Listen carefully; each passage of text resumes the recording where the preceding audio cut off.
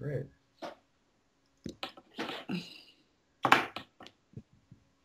Welcome to another installment of Conversations on Permaculture and Transitions with Willi. I'm very pleased to welcome author, permaculturist, geomancer, and much other things, Alanna Moore. Alanna, thank you for coming, and I wanted to have you introduce yourself and what you're working on these days. Oh, hi, Paul. Thanks for inviting me for the chat. You're welcome. That's great. Yeah, somebody who loves gardening, so permaculture is just like the most wonderful thing for me when I discovered it in 1987. So I've been doing lots of permaculture gardening, and but before that I was a dowser and a geomancer, so I've always had a strong connection to the landscape, even though my family weren't gardeners or anything. And I lived in the city in Sydney, and I always wanted to be a country girl. So I've lived it. Yeah, I've had a few little farms, and but I've also had a love of writing, and so I've sort of put it all together, how I work things out, and I've been promoting this sensitive approach to permaculture, which is just a term I came up with for my last book, because I feel this sacred connection to the land, but I didn't want to use the word sacred because I didn't want to people to react or in a bad way, or I just thought it might have a bit of baggage. Yeah, I'm finding that to be true, yes. Okay, well, wonderful. So I've written, it's my 7th book, so So I have a love of writing, and I put it into my books, but also I make films too. Okay, let's talk about your films in a while. I wanted to start by talking about the Permaculture Research Institute of Australia, their website, Permaculture Global. Are you a member of that website? I have contributed to it. I don't know if you have to be a member or not, but apparently there are articles of mine in there. Yeah, it's a good mate, Jeff. He's a fantastic guy. So I like what they're doing there. In fact, they bought the property next door to my place. I had a little farm in that little village of the Channon, and I had a couple of railway carriages I moved on, so I called it a permaculture research station. It had railway carriages. And then I had a woofer who became Jeff's girlfriend, so they realised there was a very nice bit of land next door, and they bought it. It's a magic place there with a year-round water supply and beautiful tropical rich soils. Are you talking about Jeff Lawton? Jeff Lawton, yeah. Yes, I've been after him to get an interview, but I don't think he appreciates my sacred permaculture approach. I think he's a very busy guy. He's in big demand. People all around the world, they all want a little bit of Jeff. Well, that brings up my second question, Alanna. Do you see that permaculture as a male-dominated sport? Yes. In a word, yes. It is, huh? How do you deal with it? And yet, some of the great luminaries are women. I mean, I was taught by Ro Morrow, and she's the most wonderfully inspiring person. And Jude Fanton of the Seed Savers Network. There's a lot of fantastic women in it, but I think it's just, it's come out of a macho sort of mindset, I think, slightly. Yeah, slightly. I don't wish to be critical, but we got to be real about it. My teachers here are both male teachers, so I just ask about that all the time. Most people say that most of the teachers are male in their estimation. There are some teachers that are female, but mostly male these days. Right. Okay. On page 31 of Sensitive Permaculture, you say all that's required is a good plan. Yeah. Well, where's the plan?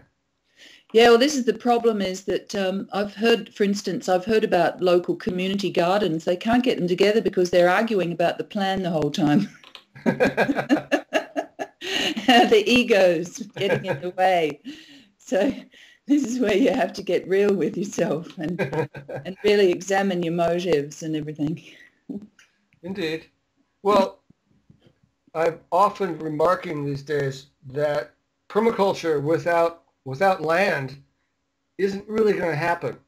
And it's not always easy for people to get land to do permaculture. It's a chicken and the egg, right? It's very true. How do you approach that dilemma of not having land or access to legal title to do permaculture? Well, fortunately, in my experience in Australia, I was able to live as a single parent on a small pension. I was able to live on communities and buy a share, a very cheap share. And when I sold it, there was a very strong ethic in the on that community, and there's hundreds of them in northern New South Wales, that you weren't to profit on it. So, I passed on to the next person for not much more than what I'd paid for it, even though I'd built a house on it.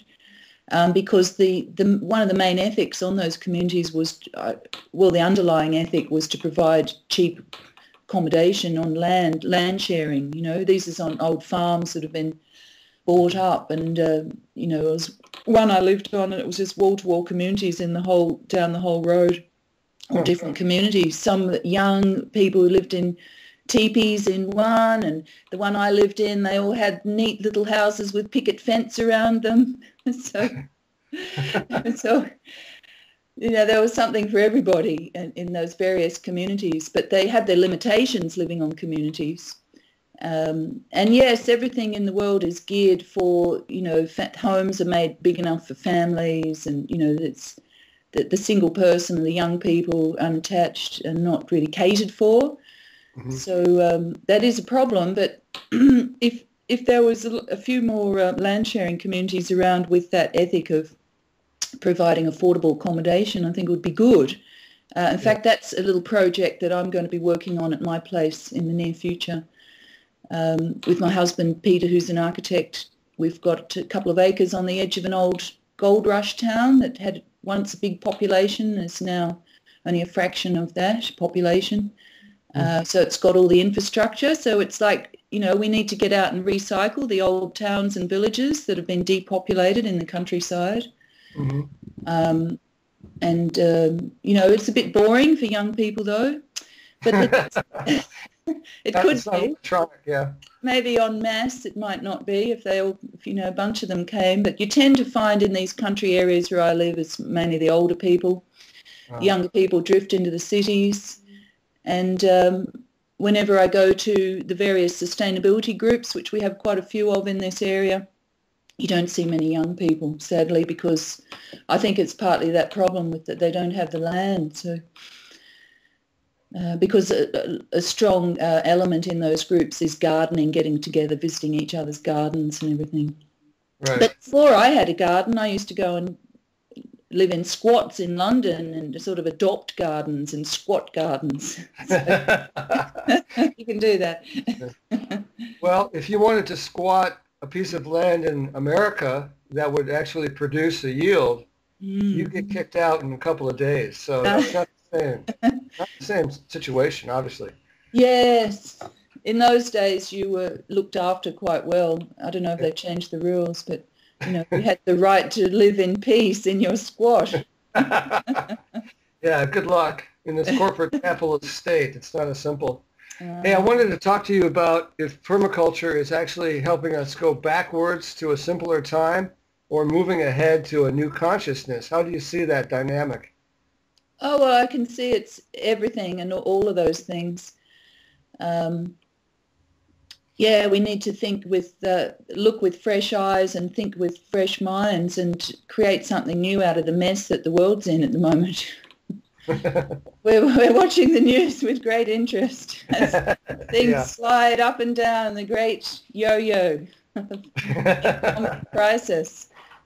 We did go to a talk actually by a woman called Self Stoneley from Canada in Ireland just last year, and she told us that the world was on the brink of the Great Depression. We're at the top of a very steep cliff and we're about to launch over it.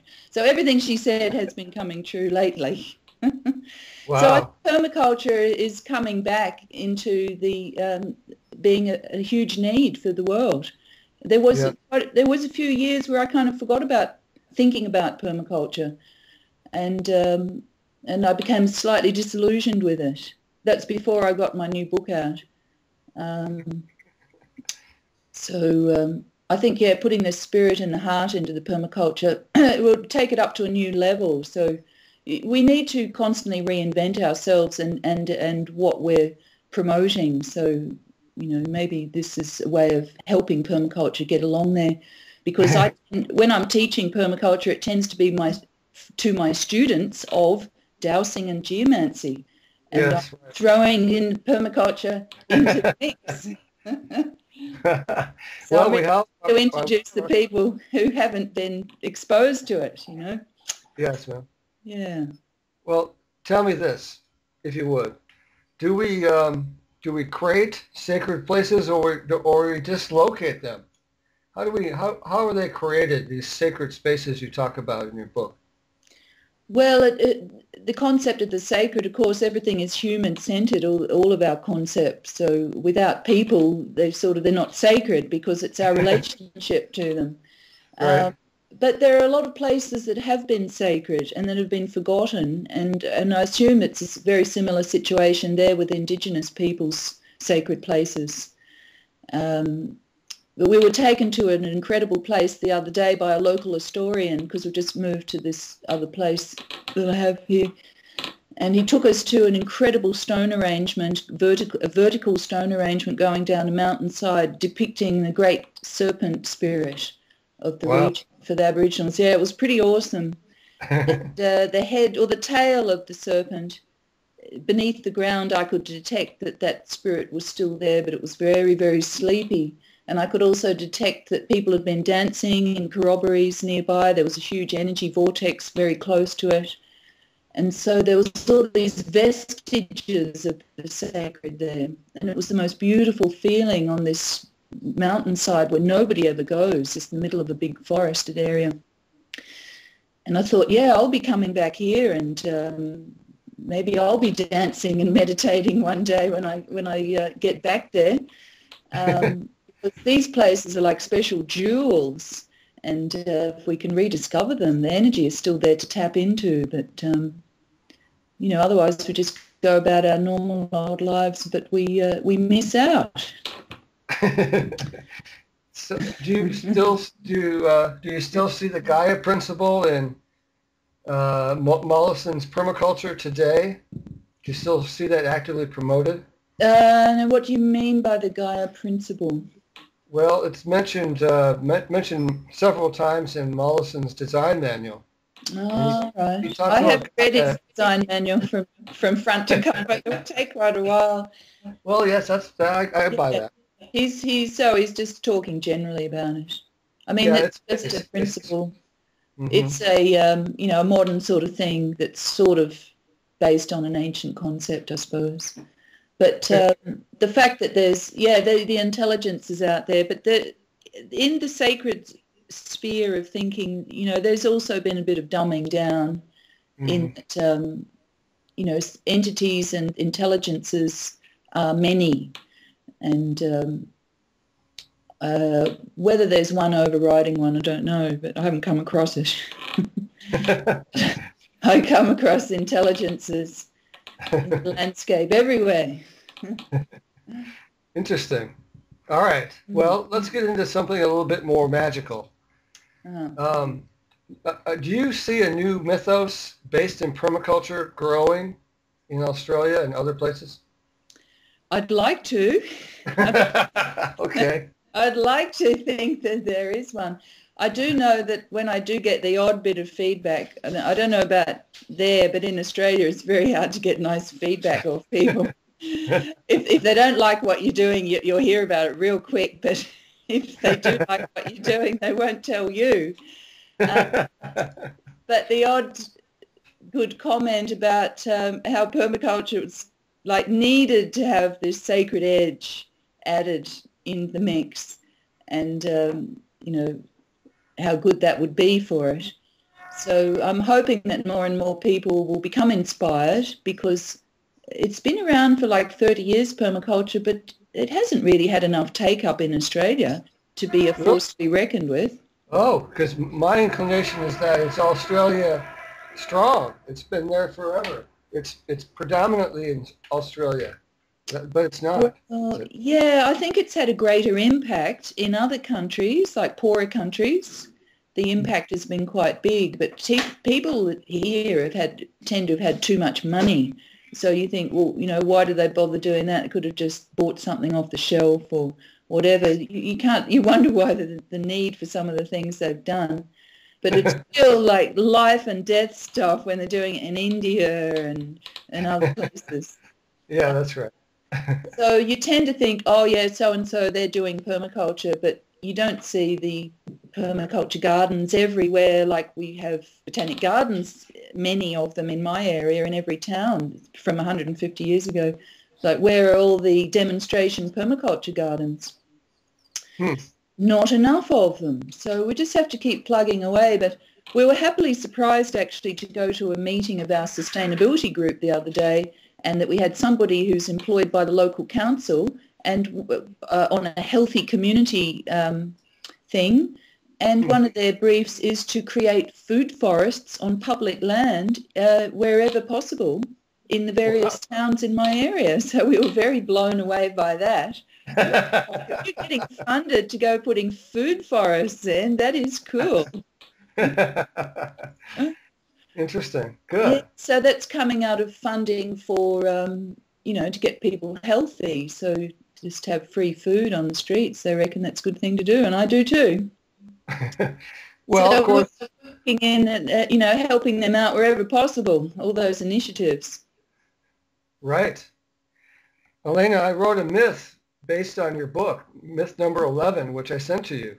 Yes. Did you see that? Yes, I had a brief look at it. Okay, good. I would have looked a bit more, but I've had a sad loss. 2 days ago, my mother died, so I haven't been in my usual bouncy state. Oh, she was 92, so it wasn't unexpected. So. Oh, okay. And well, she was an amazing semi-permaculturist, because she'd actually been in the Communist Party in her youth. And she was very savvy about the economic situation and very caring on a community level, and did a lot of community work. And she always said, Alanna, there's going to be a big depression coming. They had a friend who'd studied these things. He said they come in cycles. There's one coming and you'll have to lock up your vegetables. Is that a metaphor? I don't know. We haven't started constructing the cages yet, but I don't think we will. Well, I'm interested in your creation of symbols and song and prayer and myth. This is the stuff that I'm working on actively. Yeah. This is the stuff I really wanted to talk to you about. Yes, I've been totally excited about mythology lately. I've been reading a lot of mythology, and funnily about the great mother and daughter duo of goddesses in Greece, Demeter and Persephone, and they represented life and death. And I've just been reading that just before my mother died, which was curious. Because the musical I wrote last year, and it was produced, I'd never written anything like that before, and it was produced this year with just a bunch of local people. And that was enacting the story of, which was very similar to Demeter and Persephone. They went into the underworld, and it helped to, the story, it helped to explain the seasons and why winter was not productive, etc. So there's a kind of similar story in Ireland, in just a corner of Limerick County, which is my ancestral country. So it's like my dreaming that I discovered in the last few years. So that was very powerful for me to go to Ireland and discover my own dreaming, where I felt like I had some ownership of that, because I'm in Australia, I'm not Aboriginal. You know, I don't have that connection in Australia, even though I'm fifth generation born here. And we had such an amazing time doing this musical. We so enjoyed it. The mythology scene where we had a battle of the gods, it was such a hoot. And everybody just so enjoyed the experience. It was for radio, so, you know, it looked a bit rough around the edges, but it didn't matter. We all just had such a great time. We performed it at a fringe festival. There was a packed audience. They all loved it. And I feel really empty afterwards because I'm not doing it anymore. And that camaraderie as well and singing together, it was so powerful. And then reading about the myths of Demeter and the Eleusinian mysteries was the paramount mystery in Greece for about 1,000 or 2,000 years. And that's where people came, and they actually, I think it was a secret what they did, but partly they reenacted what happened to Demeter, the loss of her daughter, searching for her with the torch. They enacted all of that, and they went through her feelings of her loss and her suffering, and then they had the joy of somehow that it was enacted that they found the daughter, and, you know, they went through this drama, which, you know, was, of course, very therapeutic doing the drama. And it was then the most joyful mystery of all the mystery scenes that they had there. And so I thought, oh, no wonder it was so powerful when we did the musical that I wrote.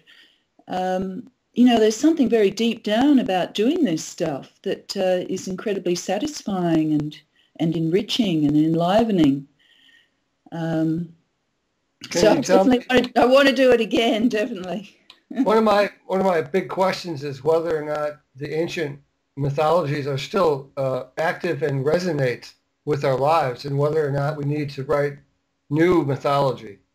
I've chosen to write new mythology because I don't see ancient myths working too well anymore. No, they don't. But just reading several books about the Eleusinian mysteries, it was really based on it was agricultural mysteries. That was the main thing. They were enacted every year just before the sowing of the seeds. And it was the connection with the earth. They said that Demeter, with the bringing of agriculture, brought the civilizing influence. That's when we stopped being hunter-gatherers and we settled down and we created these very diverse societies thanks to the beautiful golden grain. And they even had like ears of wheat made out of gold that they showed the pilgrims. And so very basic stuff about life and sustenance and renewal. So I think we need to create permaculture myths. And I think Bill Mollison's been very good at that. A lot of his factoids, you could say, are some wild myths that he's always peppers into his talks and teaching. You know, it's like, I think he just makes them up. Well, there's lots of definitions of myth. I'm talking about grand stories, not I'm talking about not Mollison's use of it. Yeah. I'm talking, I want to talk a little bit about the offering that you talk about in your book, page 133. How can we practice the ageless rite of the offering today? How can we make that real today? I haven't had a look at that page on the book and what the context of what that was. So just off the top of my head, you know, we need to give back. We need to revere the earth and the connection with the food. Make offerings every day. In Ireland, we used to put a little bit of porridge out for the fairies every day. Mm-hmm. And we developed a very good relationship with the fairies there, which I wrote about in my book. And it just created this very magical environment where anybody who goes to the place is just totally blown away by the beautiful energy. But to gather, to share the food as well, like we have some very beautiful community lunches here in the region. Every week people get together and the community, some people in the community make lunch from the excess produce that's around, and it's very cheap and affordable. and it's the most beautiful social event of the week in many times. So I think the gathering to share and swap the produce exchanges is very wonderful, and to think about giving back, not just taking. And that can be whether you're mulching your trees or feeding your soil. That idea of giving, not just taking constantly, is a good one. Yes. So that's what you talk about when you say sacred agricultural rights. It's the sharing, the community, giving an offering to nature. And honouring those plants, and that sustain us, because they all have spirits that control them. And we've been evolving with those plants for like 10,000 years, so it would be very unsurprising that we haven't got a very deep spiritual relationship with, particularly with wheat and those grains that have allowed huge population surges and growth of civilization. Interesting. How can we do better at combining the spiritual or the mystic with, as you say, the reductionist path of science? How can we do that moving forward? Well, I think we have to forget about science. Actually, I'm not a fan of science. I can't see science saving the world. I think science is destroying the world. If scientists are designing nuclear power plants and they're saying, oh, it's it's very cheap fuel, we can have it, lots of nuclear power, that's great. Well, they don't live where it's being mined and processed and dumped, which is Australia is the source of a huge amount of uranium. So science is being used as a terrible excuse for awful things happening, genetically modified crops. There's no organic science. There's no scientists working on organic agriculture amongst the Commonwealth Science Bureau in Australia. I used to know the guy who was the organic scientist, and now they're all promoting GM. It's really disgusting. Wow. Yeah. Big bucks, lawyers, guns, and money. Yeah. Yeah. So tell me, where did the divas come from originally? I don't know. You don't know? Oh, I know it's one of the big questions come from, but we have devas. We all have spirits. Maybe it came from the stars. I don't know. But they've been evolving as long as the physical creatures and forms have been evolving. Everything has a spiritual dimension, because I know science has identified at least 11 dimensions, but maybe there's some more. And I know a lot of amazing clairvoyant people who've experienced quite a few of those dimensions. And when I teach people the dowsing, I remember one girl in Malaysia who said at the end of the day, oh, I didn't know you were going to take us into the 5th dimension. Cool. Yeah, that's a bonus. Yeah.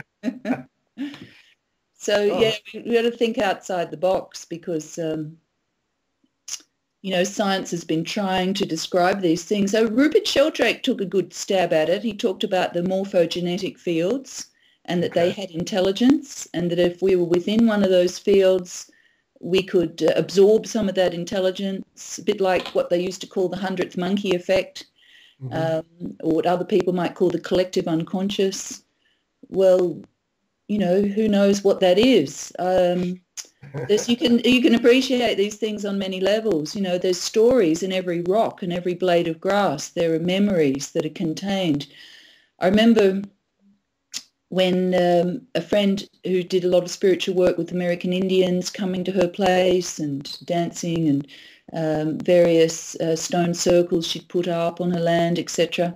And she was getting a bit old to look after the place, so she had a big gathering, and as she'd sold it before she was about to move out, and my clairvoyant friend sat outside of this kiva, the Hopi Indians have the sacred building, the kiva. He was outside observing clairvoyantly what was happening while the ceremony was being undertaken. And he was amazed to report to everybody that there was this enormous angel that he watched. And the angel had a book on their lap, and various devas, nature spirits or whatever, spirits from around the property were coming to this great angel and communicating something which was being recorded in the book.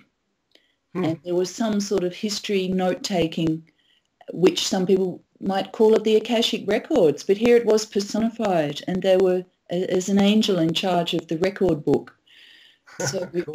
you can appreciate these things on many levels, but not everybody is ready for that sort of information. They might find it just far out. Yeah, I got you. Yeah, but it was through that that guy's clairvoyant ability that I was able to gain confidence in dowsing for the devas, because I found that I could detect their energy field after he'd described a deva. I could go there and detect it, once I knew where it was. But then I could do it the other way around. I'd say, oh, well, I can douse a deva there. Can you see it? And he'd say, oh, yes, I can see this and that. So that was good. Because you'd wonder whether you're imagining things, but now I listen to those little voices in my head now, because often they come in different accents and things, and when sometimes I'm a consultant, professional consultant, and often I have to do ghost busting, and I think there was a Chinese spirit I had to move on, and yeah, they were giving me messages with Chinese accent, so. You got to listen to those messages. They spoke English? Yes. Oh, how convenient. Okay. Well, let's talk a little bit about the next couple of years. And do you see this Western capitalist crashing into chaos, or do you see a transition, or a little of both? Well, I don't see how it can go on. The debt thing there's just too much debt. Surely it has to dissolve into a great seething pool of chaos. It seems to be in London at the moment. I'm glad I don't live there anymore, because it was a nice place, London, but it's so crowded. And, the history shows us that when places get too crowded, that's when warfare starts to break out. So. Right. We've overpopulated, basically. I think we are the greatest peril to the planet, not climate change, it's humans, really. Right. Because humans have coped with climate change, and just through my studies of the Irish landscape, some of which incredibly barren, well, a few thousand years ago, they were very lush farming land that just got eroded away by farming plus a change to a wetter climate, or, some sort of climate change. Do you see yourself contracting and putting up fences and surviving in that sort of mode now, or how does it actually look to you? Like my mother predicted, locking up the vegetables. It doesn't get so bad. That's scary.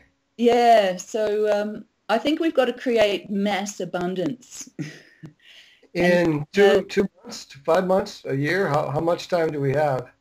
Oh, we needed to start yesterday. I got my box of seeds out today, and I was looking at all my seed collection, thinking, right, okay, get them ready. Because I'd been traveling a lot around the world teaching in the last few years, and I hadn't had time to have a garden. I was escaping the cold winter, which isn't that bad here after all. This is our first winter in a few years. So, yes, we're consolidating, knuckling down, building enormous vegetable gardens, and we'll have plenty to share at produce exchanges. Well, that's an ideal. I like that. And there's even a formal project here that's government funded to harvest all the excess produce from people's trees that's dropping to the ground, and to bottle it or preserve it or make it into meals for people who are disadvantaged. So that's all very well organised, and there's networks rapidly coming together in that area so that no food is being wasted. Wow. So there's a lot of positive developments, and in this area where I live, it's a very green mentality, so I'm very lucky to be living here.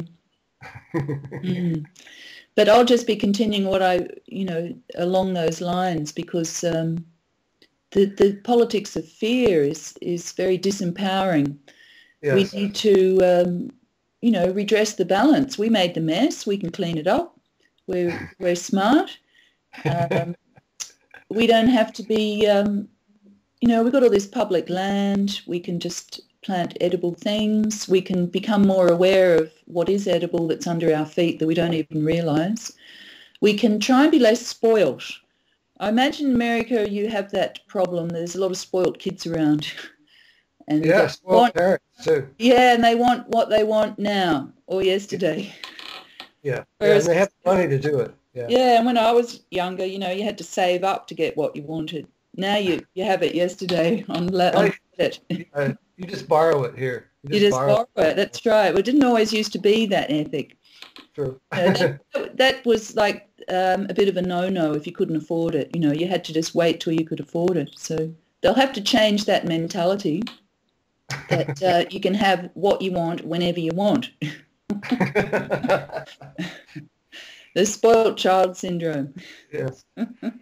Alanna, we're out of time for this conversation, but I wanted to thank you so much for your book. It's been a big inspiration, and I'm going to share your messages with everybody I know. Oh, that's great.